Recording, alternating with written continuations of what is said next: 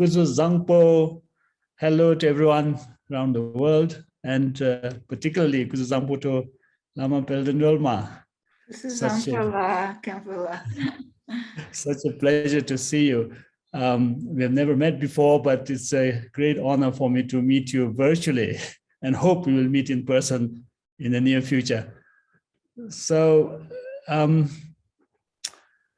in our Buddha nature resource, and also the teachings of many sort of Buddhist masters, you find this very important point that compassion is an integral part of our nature, that our true nature is a combination of clarity, openness, and compassion.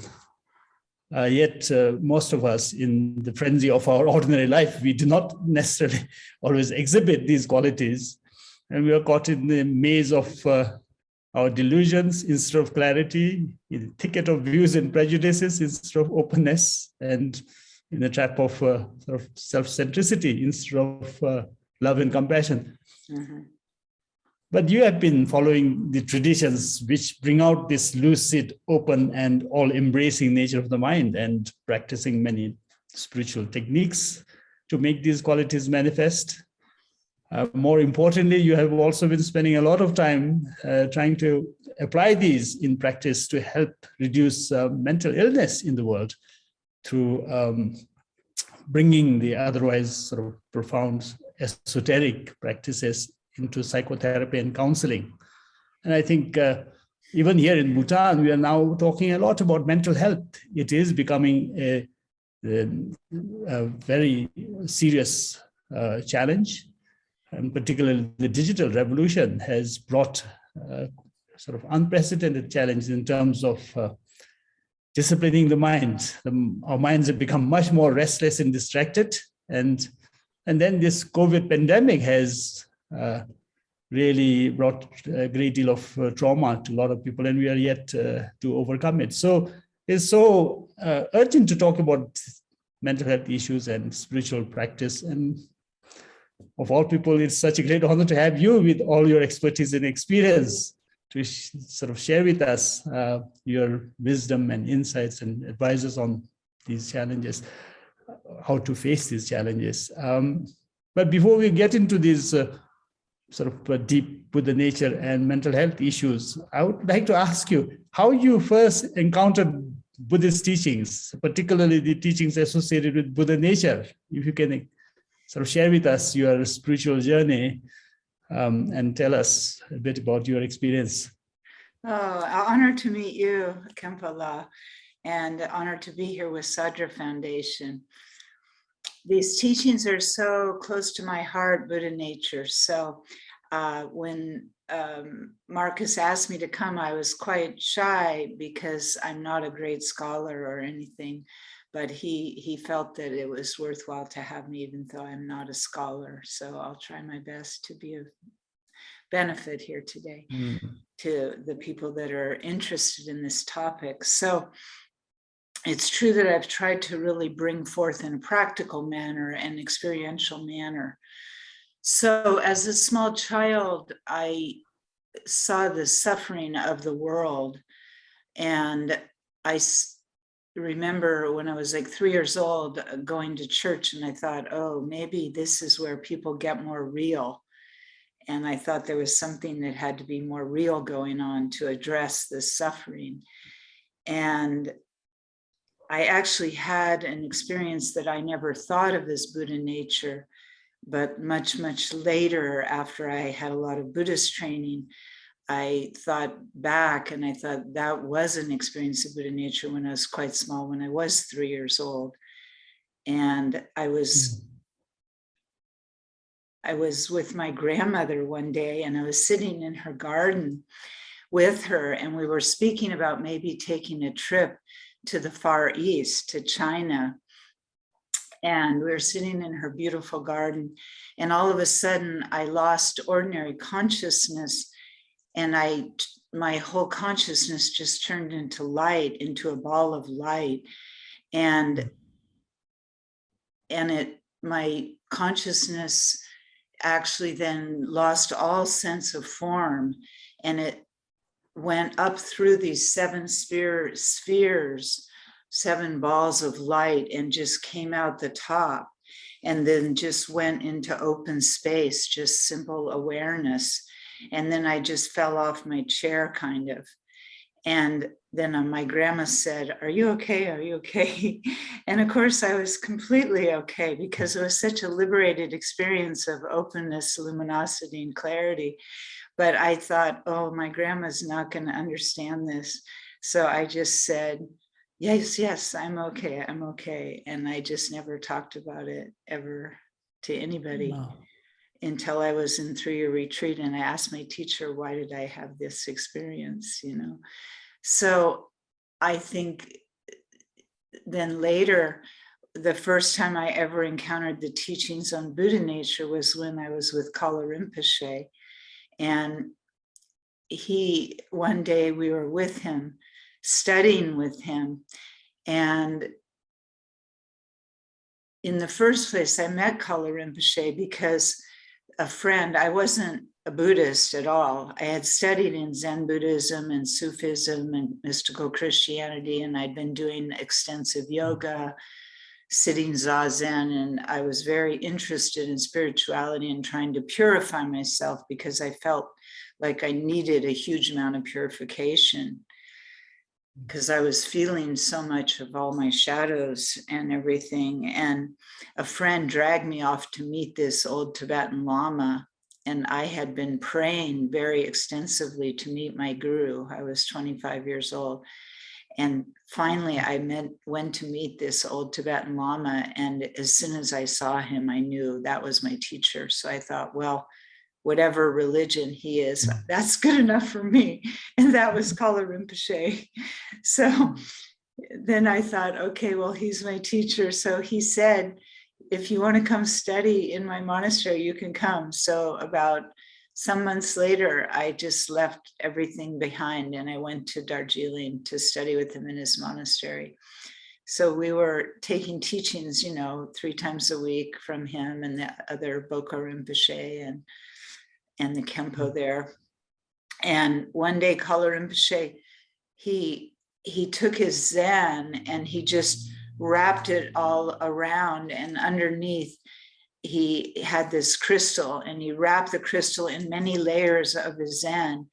And he mentioned that, like you were saying, there were many, many layers of like conflicting emotions and all kinds of different considerations.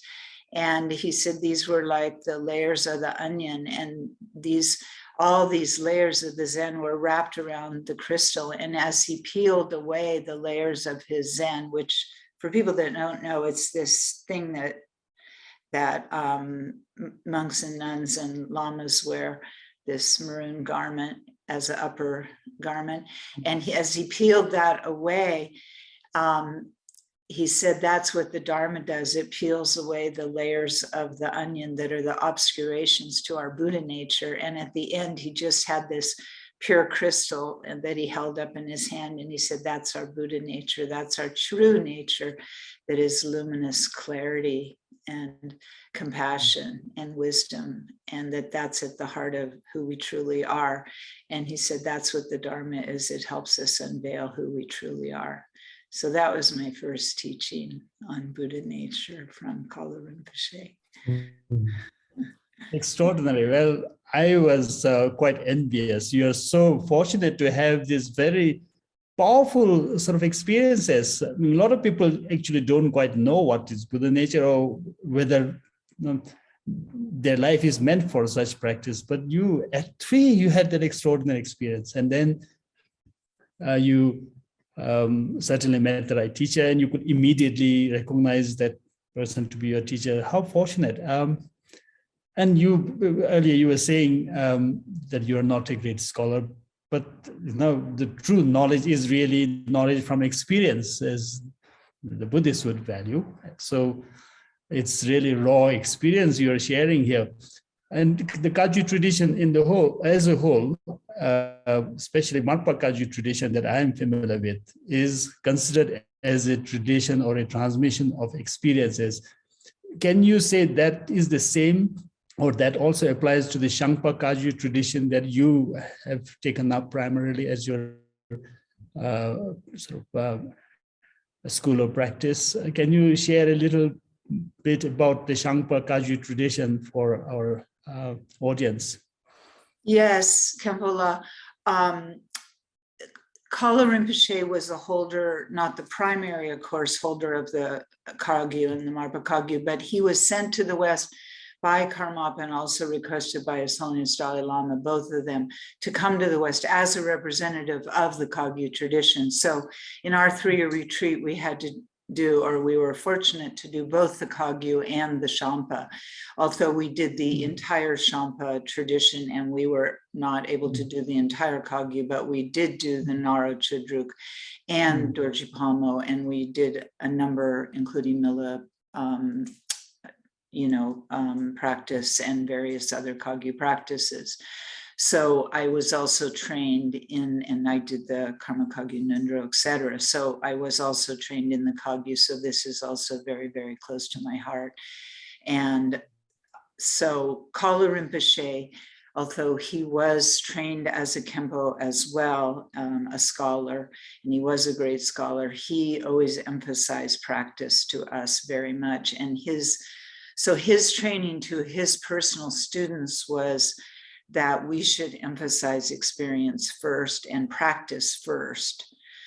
So that's why his students, a lot of us are not so trained in scholarly, but we're more trained in practice. And he was emphasizing the 3-year retreats. And of course, Sadra has really helped on the scholarly side, and that came through the efforts of some of his students as well. So it's balanced out. But yeah, so I'm very close with the Kagyu as well. And also, I did end up studying extensively with Khenpo Tsotrong Jamsur Rinpoche, who was a great scholar and emphasized both practice and scholarship, and is one of the primary Kagyu scholars as well. So that really helped me also, because through practice and then later studying more in the scholarly, although, I can't remember any of it, but it helped me to understand from the scholarly point of view also. And I very much think that it's a huge strength and contribution of the Vajrayana tradition to Buddhism in general, that the scholarship and the practice go together in our tradition. And I think that's a really big asset. And especially in the West, because I find in the West that the philosophy tends to get very muddied. And the fact that it's so rigorous in both, in the Vajrayana tradition, I think is a tremendous help for the West. Yeah, but I think it'd be good to talk about the Shangpa, particularly, when you look at the history of the different Tibetan Buddhist traditions, you have many founding fathers. And in the Shangpa, I find that you have founding mothers instead of founding fathers, with Niguma and Sukhasiddhi, these people being the lead figures. And it's so actually fitting that you are also now a prominent teacher of the Shangpa tradition. So how do you find that? What's your take on this? I like it a lot, because all other traditions, especially if you look at the Marpa Kagyu, you have a hierarchy. It's a very patriarchal lineage. Yes, so, Kalu Rinpoche was such a traditional old man when he taught extensively and around the world. And yet he was actually a radical in disguise, because he was the first person to put Westerners in 3-year retreat, and he was the first person to make women lamas. So he was quite radical. And he also was the primary holder, as you know, of this female lineage that is extremely rare. Of course, we have the Chud lineage that came from Machik Labdun, a woman, but the Shangpa was the only full and complete lineage which held 2 lineages of the 6 yogas. So both It came from two women, as you mentioned, the Sukhasiddhi and Nguma, and behind me is a tanka of Nguma, who was a dark-skinned woman to boot. And both she and Sukhasiddhi were from Kashmir in the 10th, 11th century. And they were fully awakened and met Vajradhara Dorji Tong themselves and became fully enlightened and passed on not only a full 6 yoga system themselves. So within Vajrayana, there's only 3 full 6 yoga systems. The Naro, the Nigyu from Nguma, the Naro from Naropa that came through the Kagyu, and then the Sukhasiddhi 6 yogas. So 2 of those systems are held by the Shangpa, as well as 2 full tantric systems of Yiram, and that are Jiri Lana and Demshok Lana, and then a number of other very in-depth practices. So there's, of course, the Shangpa, then I chose in my center when I founded it and called it Sukhasiddhi Foundation to emphasize the Shangpa, because many of us who've practiced the Shangpa tradition really fell in love with it. The simplicity of the Dakini teachings really spoke to our Western hearts. You know, growing up in such a complex society, I think the simplicity of the Dakini teachings just was really like nectar and medicine to us. They're much more pith instructions and much more, or let's say, they're much less wordy than the male teachings, and much more just pith instructions and very to the point. They're very much like Mahamudra Dzogchen instructions. They're very to the point. So we really love them a lot. And so it's been my great honor and pleasure to be one of the people spreading the Shangpa teachings. And also, as you know from my book, Love on Every Breath, that Nguma had a very unusual, special form of Tonglen that she taught that I believe is very helpful for our world at this time, both psychologically and spiritually, to help really heal people's hearts and psyches. That is a Tonglen where you start with yourself, which is a very profound way to heal the psychological things that are going on inside of us nowadays. So that's really, I think, incredibly a special gift that comes down to us from 1,000 years ago. And it was never really taught publicly, all these Shangpa teachings. It was handed down in the retreats, in the cave retreats up until now, when it's finally coming out into the world. And that was a decision of Kalu Rinpoche's to bring this out into the world at this time, these special Dakini teachings. Yeah, so you mentioned your book, which I enjoyed thoroughly, Love on Every Breath. Thank you for such wonderful work. And when you talk about this practice on Tonglen, which is giving out happiness and taking in suffering, but you discuss a great deal about the philosophical underpinning of this practice, and you touch on Buddha nature. And in fact, you write, who we truly are is luminosity, clarity, and emptiness.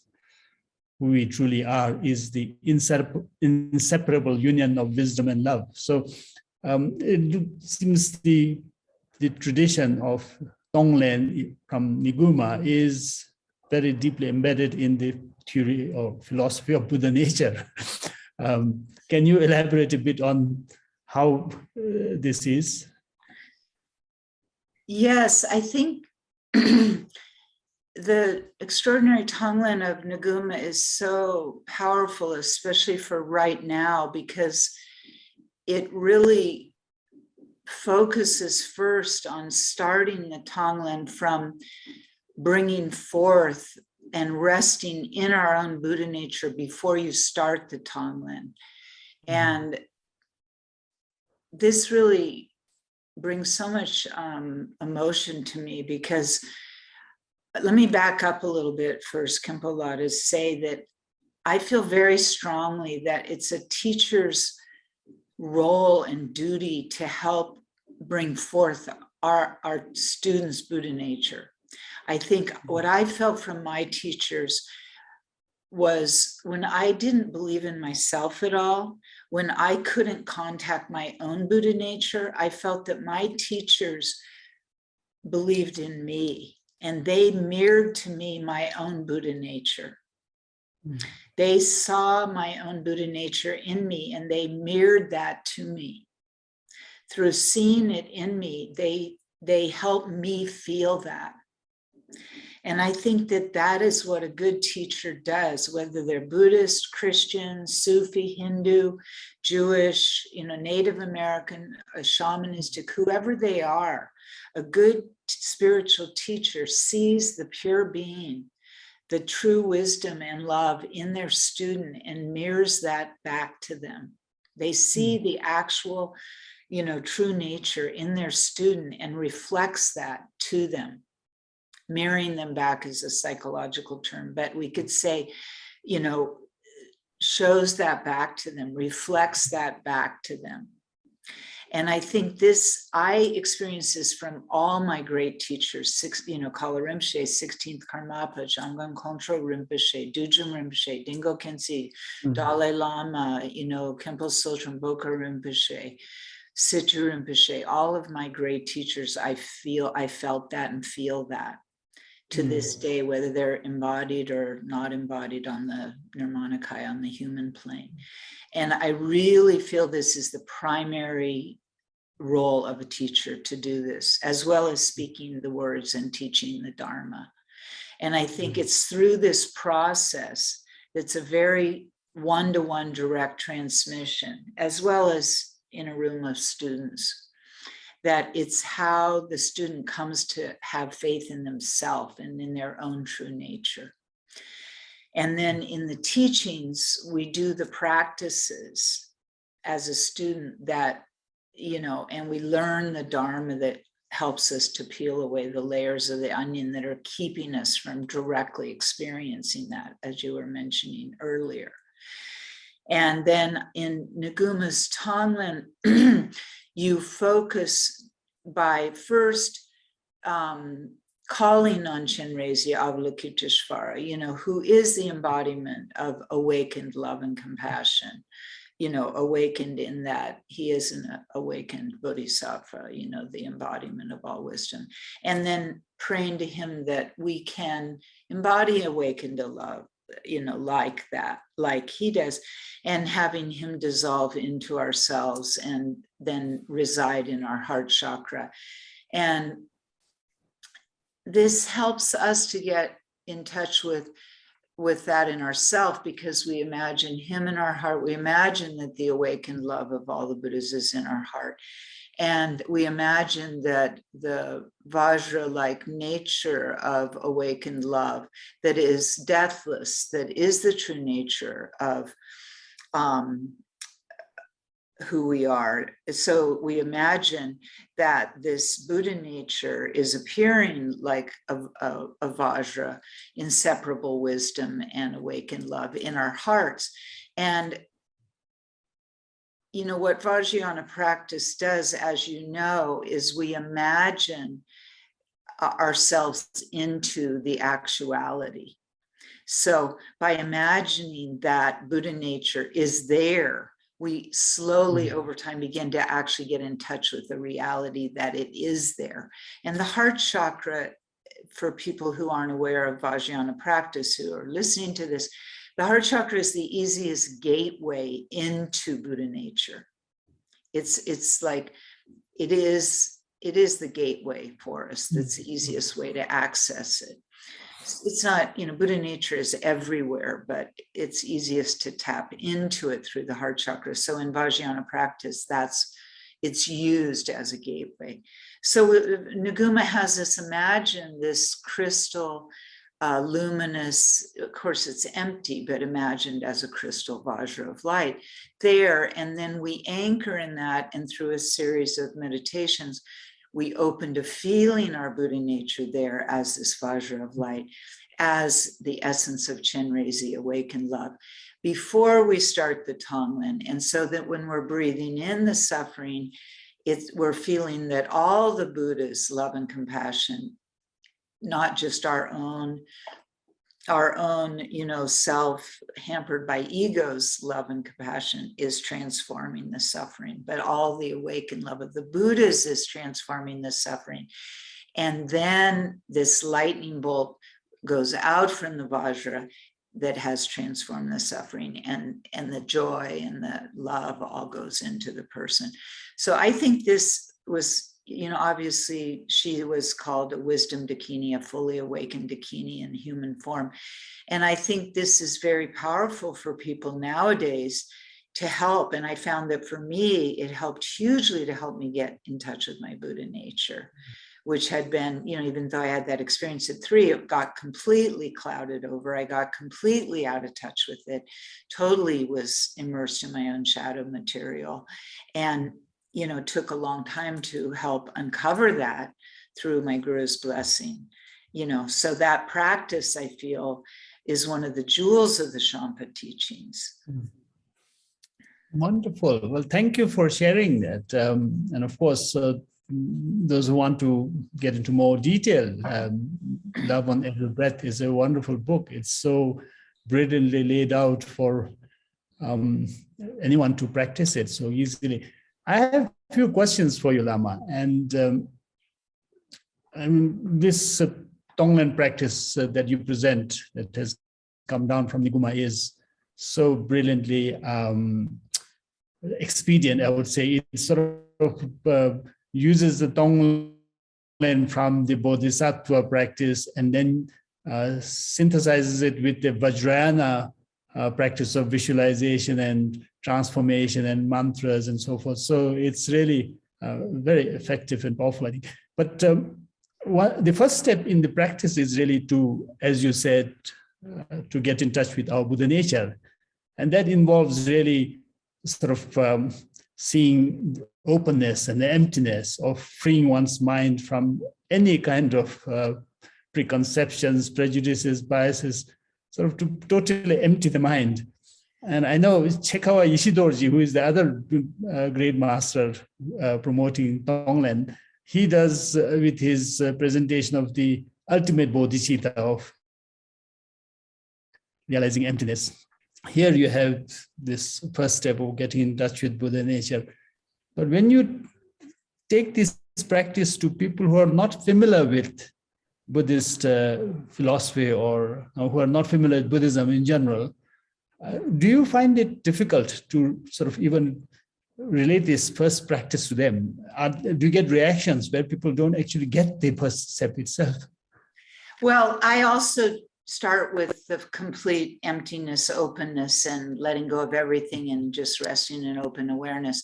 And then with people that are not familiar at all, I either say to have the Vajra of light or just a sphere of light, like just a small ball of light. But no, I've taught to all kinds of people and they relate completely to it. They really love it. And I've even taught with the bishop of our cathedral in San Francisco, the Episcopal Cathedral, and he very much loves it. And he wanted me to teach it to his people for climate change and everything. And a lot of people really related to it. Even in the South, in the Southern United States, people learned it and they very much liked it. So I found the opposite actually, but I give them the option of not just a Vajra, but a sphere of light. And they liked it very much. That's and I gave them the option of, instead of Chenrezig, and I learned these options from Kalu Rinpoche actually. He also would adapt for priests and different people to their own religion. He said like they could adapt for their own religion. So I gave him the option of having Jesus instead of Chenrezig. So Kalu Rinpoche told us that was okay. So I give that option. So Kalu Rinpoche said like that, so I also gave the option. Wonderful. And also one of the sort of questions or curiosity that I have is when you take this to people as a psychotherapeutic practice, then you come across a lot of people who don't even believe that we are good by nature. Now, people believe we are sort of by nature egocentric, the selfish genes and so forth. So it's quite difficult to convince people that we are loving and compassionate by nature. Do you come across people like that? And how do you convince them when you come across such people? Well, I'm quite shy. So usually people only come to me for counseling because I'm a Lama, usually. So they already come thinking that there is compassion. So usually, and when I worked in community mental health, then, I would tread slowly. I walk slowly, and I would only give things that people were open to, because I'm a quite shy person. So I only give things if people are open, So, but I think, it's really funny. Like one time I was in the hospital and I found like all the nurses were like so wonderful. And there was one nurse that was very grouchy, but I saw on her name tag, her name was Angela, which of course means angel. And so, but she was very grouchy, and all the other nurses were so loving that they were like, kind of like angels, but she was named Angela, but she was so grouchy. So, but then I just started talking to her, and after a little bit, she turned out to be the most loving of all of them, So I think it's like the Dalai Lama says, if you approach people with loving kindness, a lot of times they turn out to be quite nice in the end. They kind of melt if you approach with a lot of kindness, but not forcing them to anything. I think forcing people is the wrong thing. Just approach them on the ground where they are. But also I admire people, like there was a fellow who joined the Ku Klux Klan, which is a very racist, uptight organization in America. And he went in for many years, and then he changed the mind of like 5 of their leaders, and they all quit being Ku Klux Klan because after some years, and I could not do that, but I very, very much admire him. Wonderful. And you come across people I've come across some people who would actually be quite scared of taking other people's suffering onto oneself. Not only that, some people will believe, why should I even care? Why should I even take the suffering on me? But others, even if they really want to, they'll be so scared that they fear the real suffering coming onto them. So in this respect, the Niguma practice of sort of transforming suffering by touching the crystal Vajra is very powerful. But the other thing that I found interesting is also doing Tonglen for oneself, self-love, by visualizing yourself in front of you. How has that come to be? Because I haven't come across this kind of Tonglen in any other traditions that I've studied or practiced. In the book Ken MacLeod originally translated from Jamgon Control Lodro Tai, he gives Naguma's Tonglen in there as well.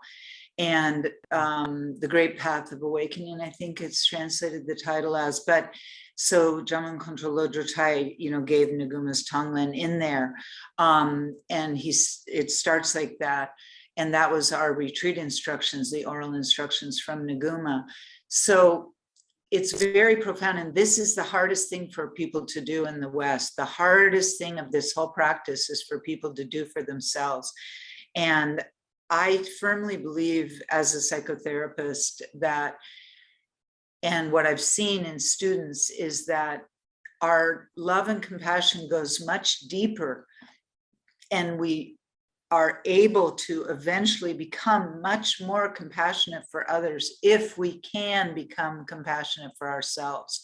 But this is the most difficult part for people in the West.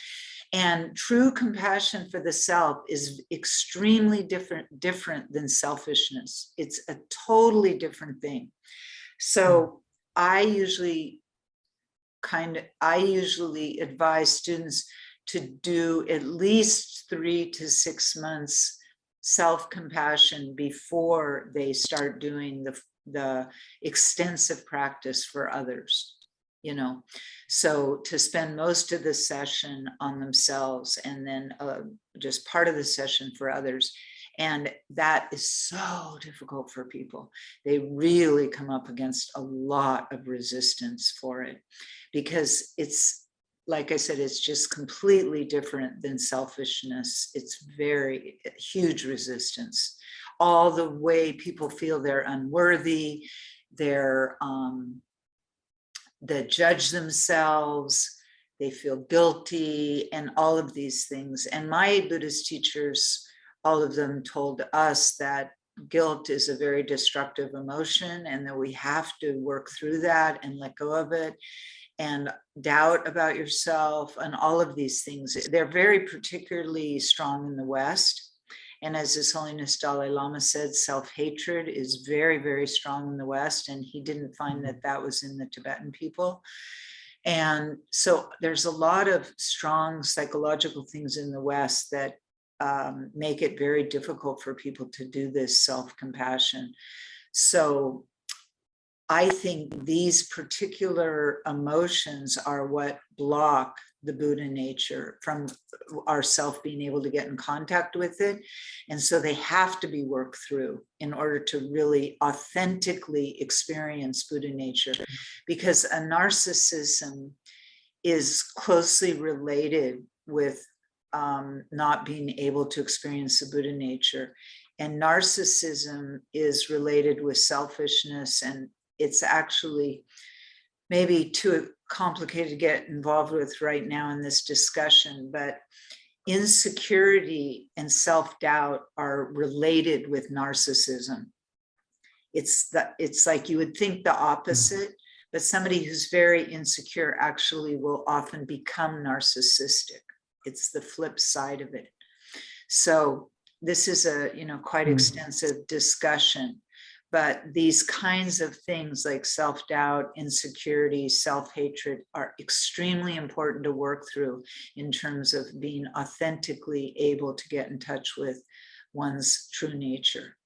So in terms of doing the Tonglen for oneself, this is very, very important. And so Nguma, I think, saw all this in her enlightened perspective, her enlightened seeing about. And obviously this was an issue back in India in the 11th century, 10th, 11th century, or she wouldn't have seen this and put this in the practice.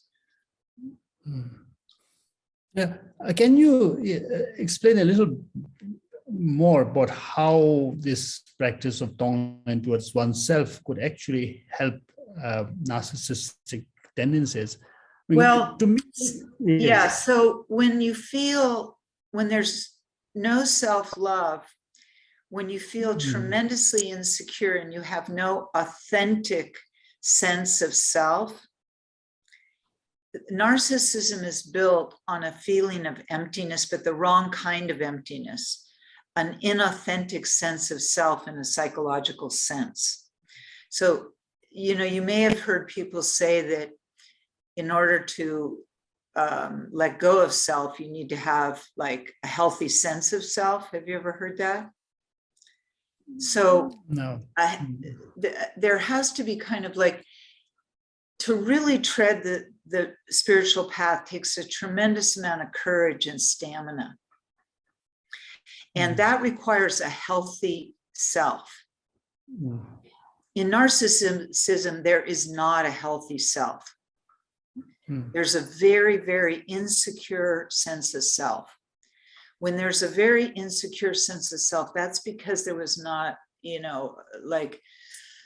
there's an empty sense of self in the wrong way of emptiness. There's like not, you feel so insecure in who you are. And so it flips into a kind of megalo sense of who you are. You flip into this false pride.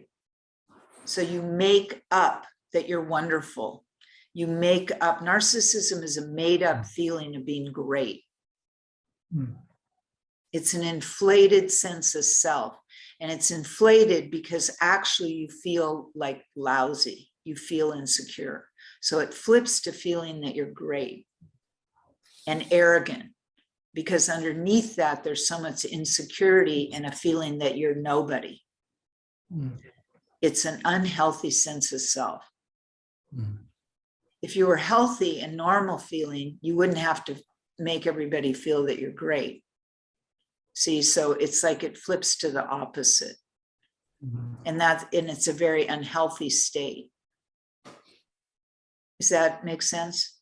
Yes, yes. I now get it, that somebody who is so insecure would try to prove and be sort of overtly selfish or narcissistic. And actually, as you were explaining about having the healthy self to overcome the unhealthy bad self, I was thinking also of deity yoga. You know, the pride in being an enlightened deity is really to overcome this wrong sense of self, the ordinary sort of egoistic self. Interesting. Anyway, so in carrying out this practice, now when you, for instance, use this for treating people, especially people who are going through mental problems, I know there are quite a number of people here in Bhutan listening to us because they are counselors or involved in counseling programs. So I'd like you to share some of your insights and experiences on how practically you approach people who are mentally already unstable in getting into such a practice. Okay.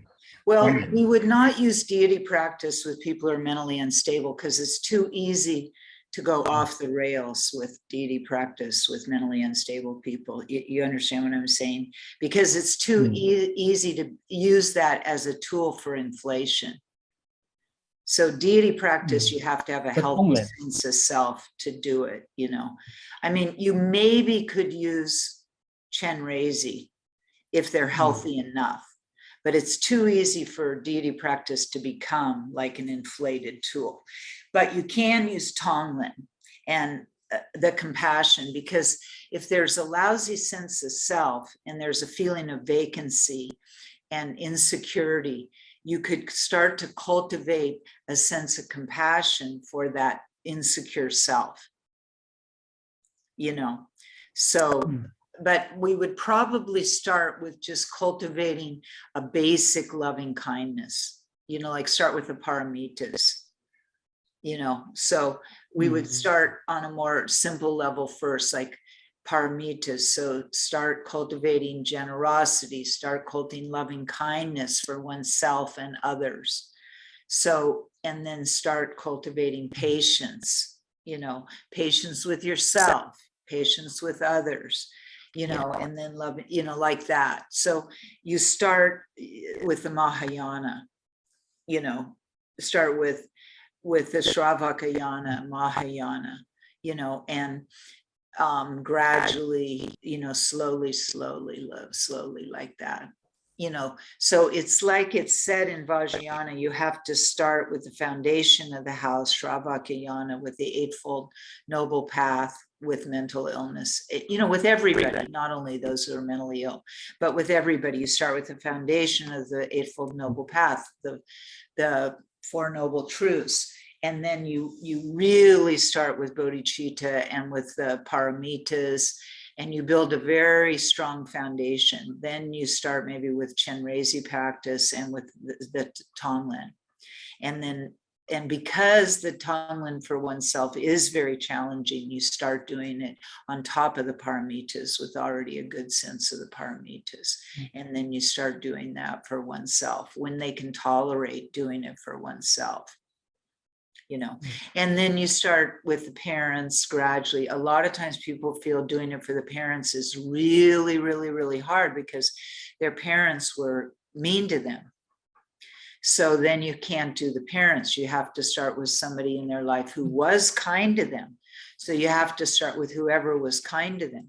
Some people I've had, only their dog was kind to them or their cat.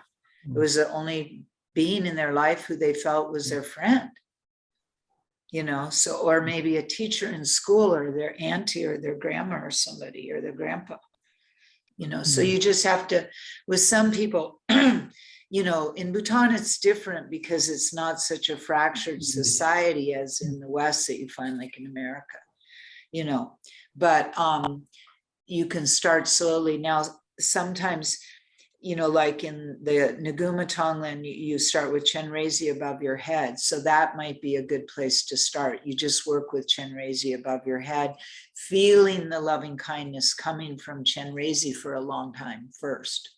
You have to just start, and you can start also with the first step of the awareness and like relaxing and then letting go of everything and just simple shamatha, then Chenrezi above your head, feeling the loving kindness coming in, for quite a while. So you have to start slow. When people are mentally ill, they have a lot of agitation. So you have to try to let the agitation get settled down. And thank you. Meditation is super good for settling agitation. Basically, you have to help them get the lung down in the belly and get it grounded in the belly, because the lung starts going everywhere crazy, and you have to let the lung get settled. You also talk about subtle energies and bodies. I think we don't have time here to discuss those. But before we ask the audience for any questions, I have my final question on Niguma's Tonglen practice. I was looking at particularly the practice of Tonglen for oneself, and then of taking the negative energy in the form of dark smoke, converting that into happiness and joy and bliss in the form of white light by touching the Vajra. Now, so it's a fantastic Vajrayana sort of technique to convert it, to transform the dark energy into positive energy and then let it out. But this is the sort of scholarly, intellectual side of me coming, the argumentative side coming. Will this sort of hinder in developing the real bodhisattva courage? Because what if real suffering comes onto you and you can't transform? Are you not going to accept it? So do you have, for instance, a way to get out of such a dilemma? Well, then I think you have to really concentrate on the emptiness of the suffering. And not take it not think that it's so solid that you can't transform it. A fantastic response. Because I remember this story, I think, of Atisha's teacher, who took the real pain of a dog being hit by a rock. And he did really feel the pain, I suppose, but that pain was perhaps seen as empty and was not as painful. Well, with that, let's ask Marcus if there are any questions from the audience. There are a few questions. One is asking more about mental illness and Western pharmaceuticals, and how should we use those in conjunction with Buddhist practices in treatment? I don't know if you have an opinion on that or not, but. Well, I have a strong opinion on that. I think that pharmaceuticals are a gift to humanity. I think that they should be used, with excellent methods. I mean, with proper people that are trained in how to use them, and then they're a completely excellent adjunct to good therapy. And I think not only for therapy are they a really important good adjunct, and very, very helpful for, because there's physical components to mental illness, not always, but there can be, and there is in certain genetic conditions or certain conditions where the brain chemistry goes out of whack for certain reasons. So in those situations, they're very, very helpful. And all the Buddhist teachers I know in the West feel the same way I do. The other, of course, there's many situations where, like diabetes and heart condition. There's many, many conditions where Western pharmaceuticals are a great gift to humanity. The other place I consider them a great gift to humanity, and I've seen this many, many, many times, is when death is approaching, they can relieve pain. And what I found is this does not hinder the consciousness if they're administered properly, but instead they help free the consciousness so that the person can consciously deal with the approach of death, because the pain is adequately kept under control. And rather than cloud the consciousness, what I've experienced in many people during their process of death is that then with the pain kept under control, the consciousness is freed to then approach the death in a very conscious, present way. So I also think that they're a great gift to humanity in that sense. If you're over medicated, of course, it's not going to help, but there's a line there where you can have the pain controlled and your consciousness is free then to be very present, to approach death with wisdom and love. So that's my opinion. Mm-hmm. Would you agree with that, Khenpo? Absolutely, absolutely. I think modern sort of biomedicine has certainly brought a great deal of benefit to the human world and also to the animal world through veterinary sciences. So certainly, but then it's best when it is used in sort of right measure and also in synergy with more holistic treatments. Right, yeah. There's also a question more general about what Vajrayana really means, and asking some questions about deity practices and so on, but perhaps you could just answer the first part of the question, asking you what you think Vajrayana really means. Well, Vajra means indestructible. It means diamond. It's referring to our true nature, to that which is deathless, timeless, that which is indestructible. Who we truly are is beyond time, beyond space, that it neither comes nor goes, that who we truly are is deathless, that it's ever present. We're beyond time and space. So I think that's what Vajrayana is. It's the vehicle. Yana means vehicle. So it's the vehicle of teachings and practices that are here to help us actually discover our deathless true nature. That what we've been talking about, Buddha nature, is another term for that. These are different terms for getting to the same basic idea, the same basic reality. And deity practice, I don't like the word deity because the connotations of it aren't really accurate. I prefer now to translate the word in Tibetan is Yiram or La, but basically Yiram practice. And I prefer to translate as awakened being practice. So that means that it basically refers to various awakened beings that we're meditating ourselves as a way to come in contact with those particular qualities, that particular energy of awakening. They're transformational practices to help us purify and transform ourselves and to help us wake up. So I think we have time for one more question, and someone's asking about your center, Sukha City Foundation, and what kind of teachings are given there, and what they're even asking about the teaching schedule, how they can find out more. So maybe you could speak briefly about that. That's is it in Marin County? Is it where is it exactly? Yeah, right now, during COVID, our center, we let go of the physical space of our center because it was extremely expensive. We were renting. So we're on Zoom, so it's accessible, and we'll stay on Zoom even when when the pandemic has settled down or hopefully gets over.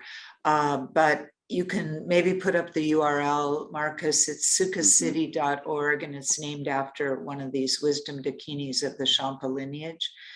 And so we have we have a variety of programs going. We specialize in long-term programs that lead people through a variety of practices over a period of, a year or two, or many, many, many years of in-depth practice and study. So we combine practice and study and training in that way. And we also have, like I have a women's group, as well as I teach in-depth programs. I train teachers. So we have a whole variety, but the best thing to do is to go on the website and check it out, and and then see what we're offering. So, and we're, open to men and women, and we're servicing people all over the world at this point, but it is based in the Bay Area, and we will keep doing Zoom stuff for people all over the world, even when we reopen a physical space. Wonderful. Great. Thank you.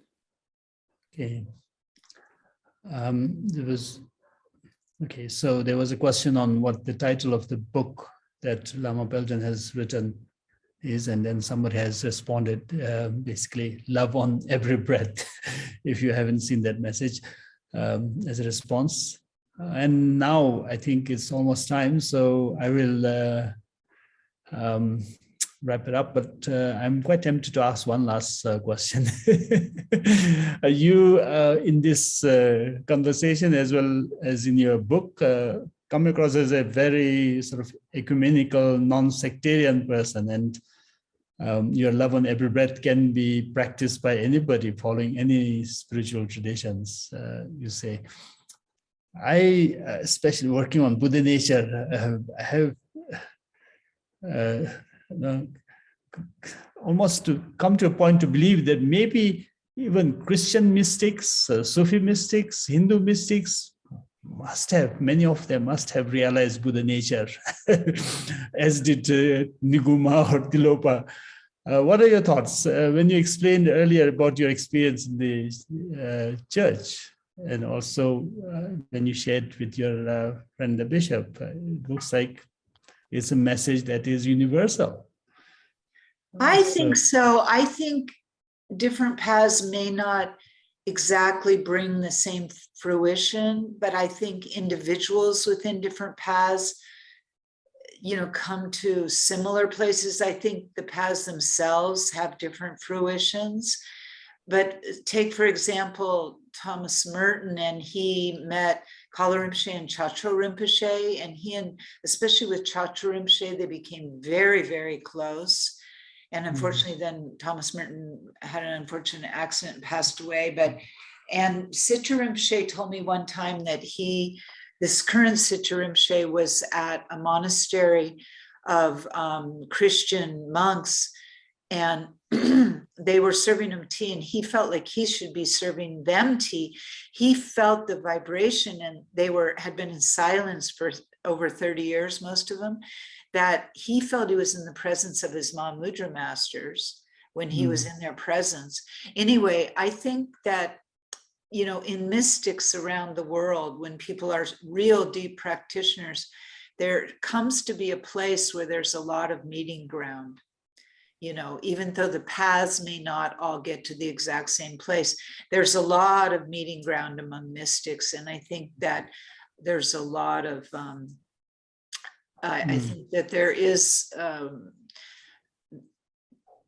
a lot of discovery of what we would call Buddha nature and residing there, and I personally feel too that some people incarnate in some of these different mystical paths over different lifetimes, So one person might be a rishi in one lifetime, and they might become a Tibetan Buddhist in another lifetime, and a Christian mystic in another lifetime, and sample different paths in different lifetimes. So I think that, to me, it's the beauty, one of the beauty. It's like having different flowers in the garden. It's part of the richness of humanity that we have these different paths that bring various different richnesses, just like we wouldn't want only one kind of flower on the whole earth. We have different flowers of different traditions, and it is part of we wouldn't want just one musical instrument.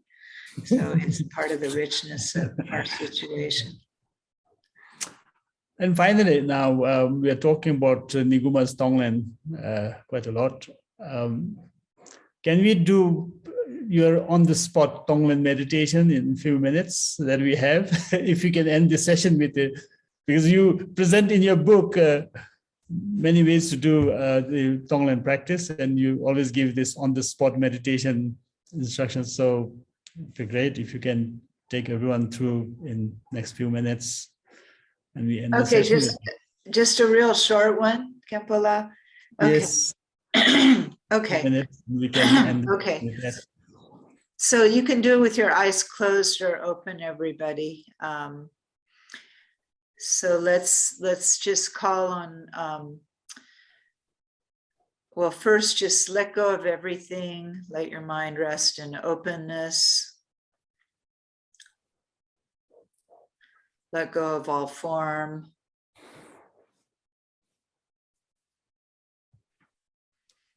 Get in touch with your breath and relax.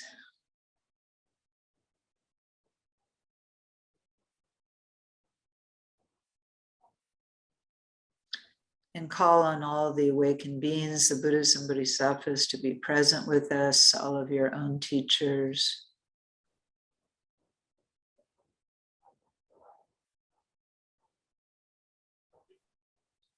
And engender bodhicitta, the wish to free all beings from suffering, and the aspiration to awaken in order to help this happen.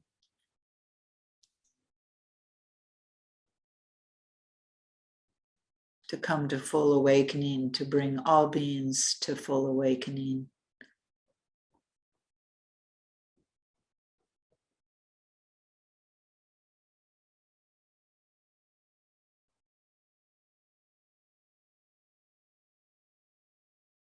And then imagine Chenrezi Avalokiteshvara above your head, the Bodhisattva of compassion, the essence of all the Buddha's love and compassion. He's seated on a lotus floating above your head, made of brilliant light, his body. He's gazing upon all sentient beings with profound love. He sees the equality of all sentient beings throughout all times and all realms.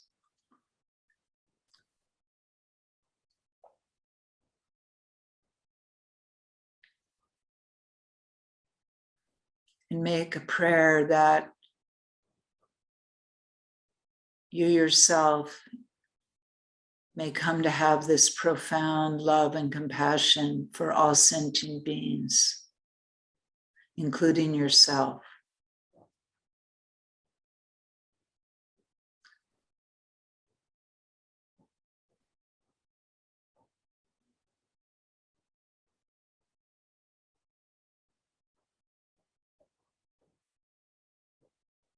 For each and every sentient being, this doesn't excuse any of their behavior. Just coming to love each and every being equally, wishing the best for them, wishing they can come to see who they truly are.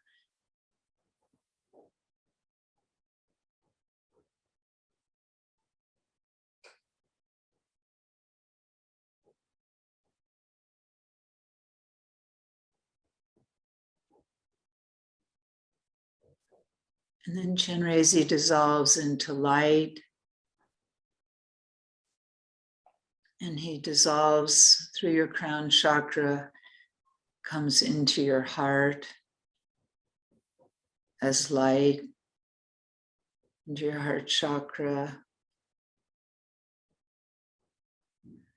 And instantly, either a ball of light or a Vajra of light appears in your heart chakra.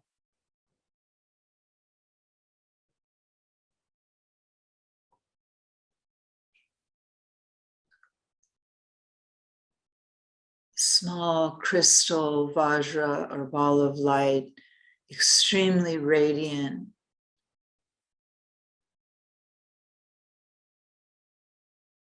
Imagine that this is your true nature, your Buddha nature, your awakened nature, radiating very, very powerfully, luminosity, clarity, and openness, emptiness, inseparable, radiating in all directions.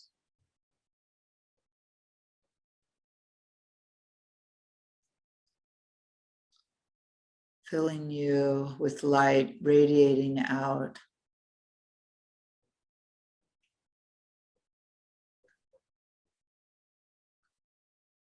And imagine your ordinary self in front of you.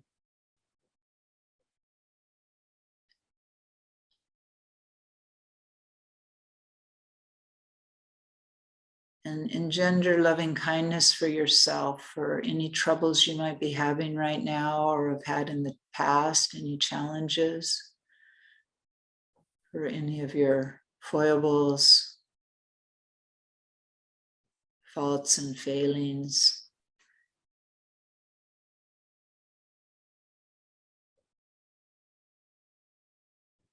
And engender loving kindness like you would for your best friend.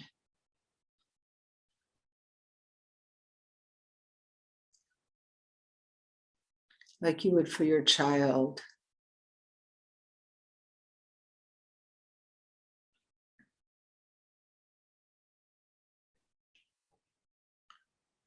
And then on your in-breath, breathe in any of your ordinary self-suffering as black smoke.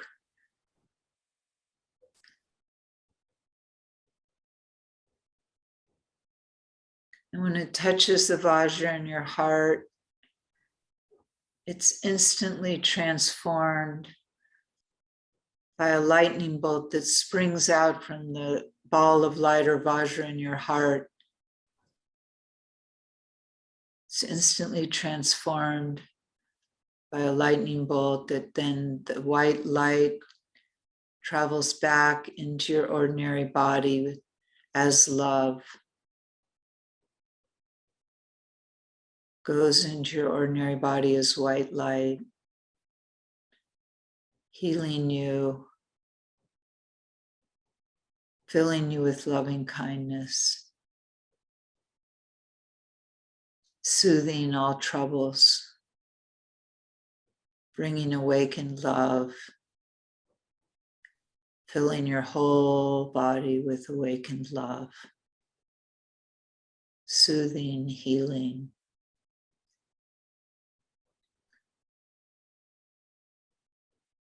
And just imagine your whole body filling with this awakened love, with light.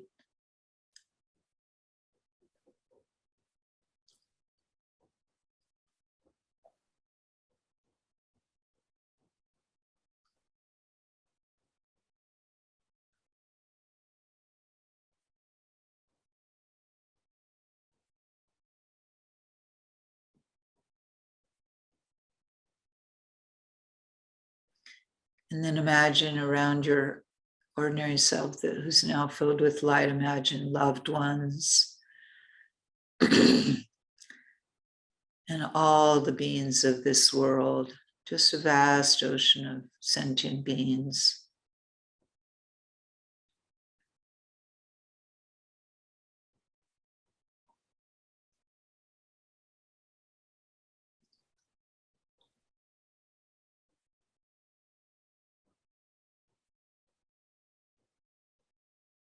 And imagine that this light in your heart, the sphere of light or the Vajra, is super, super brilliant.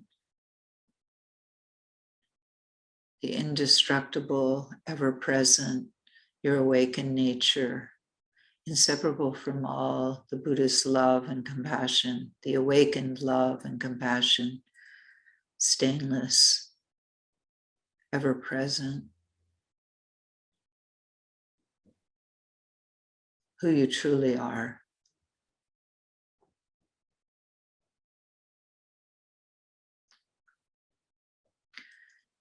Thinking of all beings suffering,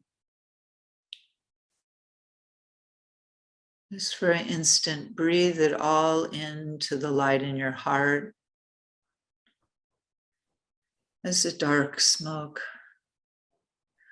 Instantly, the light emits a lightning bolt, which transforms it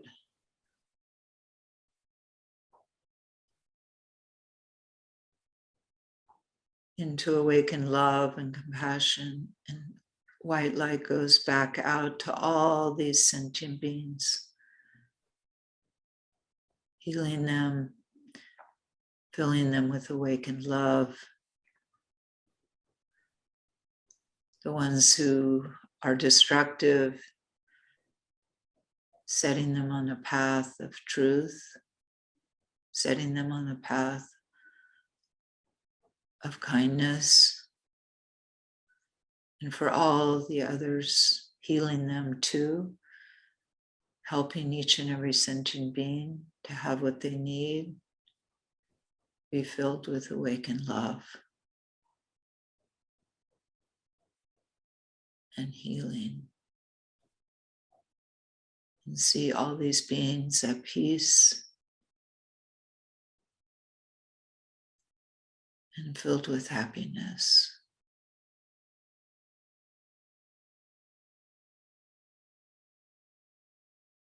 And rest, imagining all of us in joy and peace together.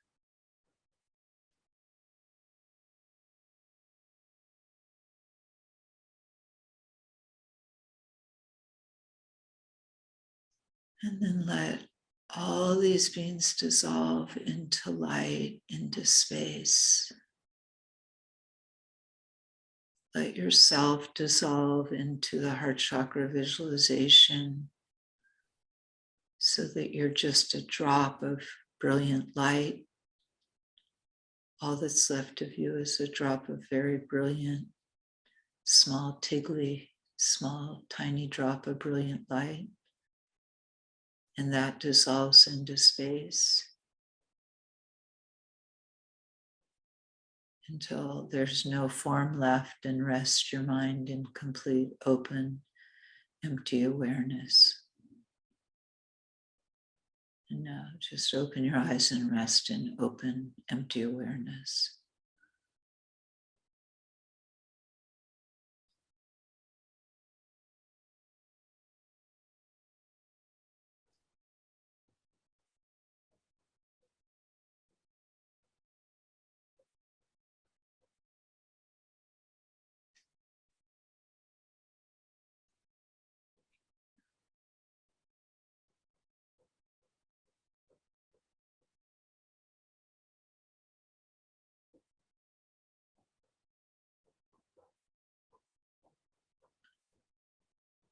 And we reappear, and just imagine that you reappear, Chenrezi, and we just dedicate any benefit from our meditation together to all sentient beings, to all of us coming together in peace all over the world, to all of us coming together in happiness and being able to cooperate together to solve our world problems and to live in peace and happiness together.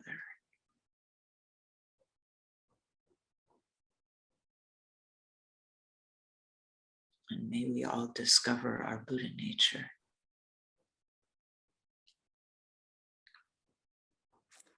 Thank you. Thank you very, very much. Thank you. Fantastic project to the session. Well, thank you, everyone, wherever you are. Have a good day, good night, good morning, good evening. And thank you, Lama, again for joining us. And we hope you'll come back again in the future. Thank you, Khenpo Karma. Thank you very much. Thank you, Sadra. Thank you, Marcus. Thank you so much. Wonderful. Have a wonderful day.